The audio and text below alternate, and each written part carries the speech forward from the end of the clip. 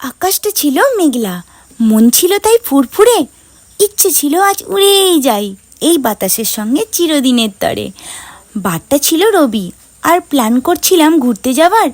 বাবান বলল হাতে পয়সা নেই, কেন প্ল্যান করছো আবার? আমি বললাম দক্ষিণেশ্বর যাব মায়ের পুজো দিতে, আর সাথে সাথে যাচ্ছি কয়েকটা ভিডিও বানিয়ে নিতে। ব্যাস এই দেখো, উড়তে উড়তে দক্ষিণেশ্বর পৌঁছে গেলাম। বনবন করে ঘুরতে ঘুরতে মিনি ব্লগটাও বানিয়ে নিলাম। আজ যে আমার কি হলো, শুধু ঘুরেই যাচ্ছি এদিক আর ওদিক, পড়লে মাথাটা যাবেই ফেটে। মনেতে নাই তার কোনো ঠিক। জায়গাটা ছিল হেব্বি, আর ফটো ব্যাপক উঠছিল। আমার ভিডিও শ্যুট করতে করতে বাবান আর সঞ্জু এদিক আর ওদিক ছুটছিল। বাপরে বাপ, কত ছবি! আর কত ছবি তুলবে, একটু দেখাও দেখি এবার। ভিডিওটা নেবে কিন্তু বলছি, সঞ্জু ভুলিস না কিন্তু, বলছি আমি বারবার।